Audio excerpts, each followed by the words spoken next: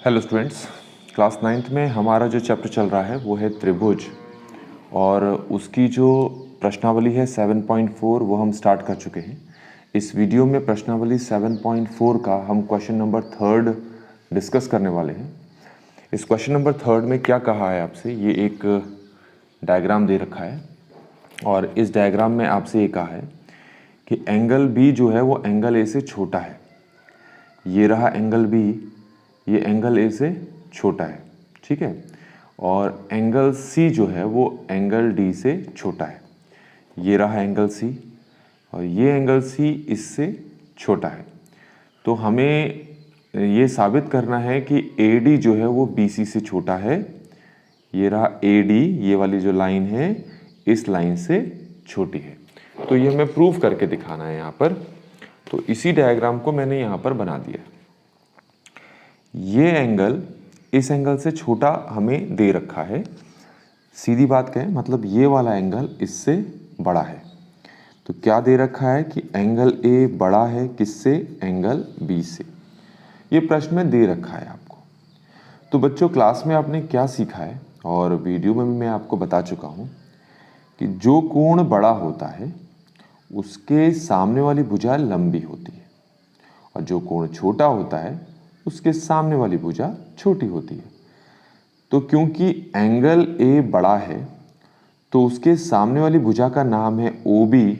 तो ये जो ओ बी है ये बड़ी होगी। तो एंगल ए के सामने वाली भुजा है ओ बी। एंगल ए छोटा एंगल है तो इसके, ये रहा एंगल ए, इसके सामने वाली भुजा ये रही, क्या नाम है इसका, ओ ए।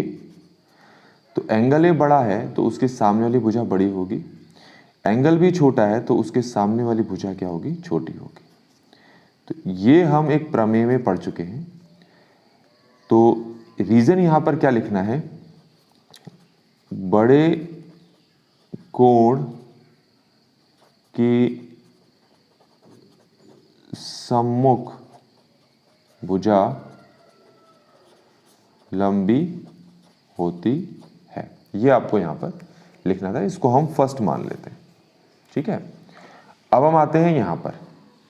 अब यहां पर क्या कहा है, यहां पर आपसे कहा है कि ये जो एंगल सी है ये एंगल डी से छोटा है। मतलब कि एंगल डी बड़ा है और एंगल सी छोटा है।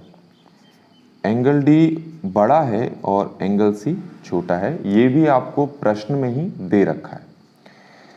क्योंकि एंगल डी बड़ा है तो देखिए इसके सामने वाली भुजा कौन है, इसके सामने वाली भुजा है ओ सी। एंगल डी के सामने वाली भुजा कौन है, ओ सी। और एंगल सी जो कि छोटा एंगल है इसके सामने वाली भुजा का नाम क्या है, ओ डी। तो एंगल सी छोटा एंगल है, इसके सामने वाली भुजा है ओ डी।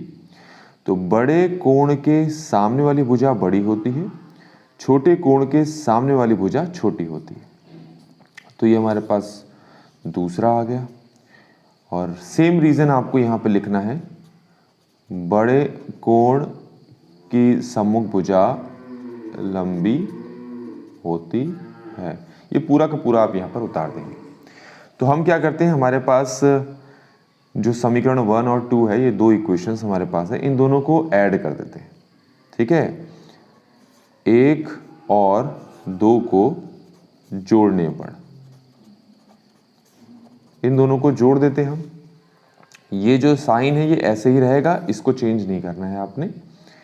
तो जोड़ेंगे तो ओ बी ओ सी के साथ जुड़ेगा, ओ बी जुड़ेगा ओ सी के साथ। इसी साइन को हम यहां पर भी लगाएंगे। ओ ए जुड़ेगा ओ डी के साथ, ओ ए जुड़ेगा ओ डी के साथ। यहां तक आपको समझ में आ गया होगा। अब बच्चों ये देखो कि ये क्या आ गया हमारे पास आ गया ओ बी प्लस ओ सी। तो जरा देख लें ओ बी प्लस ओ सी है कहाँ, देखिए ये रहा ओ बी, ठीक हो गया, और ये रहा ओ सी। तो इसके साथ अगर हम इसको जोड़ दें तो ये पूरी लंबाई आ जाएगी जिसका नाम क्या है, बी सी, ठीक है। तो ओ बी में ओ सी को जोड़ेंगे तो हमारे पास लंबाई क्या आ जाएगी, बी सी, जो कि बड़ा है अब यहाँ पर देखो ये क्या दे रखा है आपको, ये है OA के साथ OD को जोड़ रहे हैं। तो देखो OA कहाँ है, ये रहा OA, इसके साथ क्या जोड़ रहे हैं हम, इसके साथ जोड़ रहे हैं हम OD। तो ये पूरा का पूरा क्या हो गया आपके पास, AD हो गया।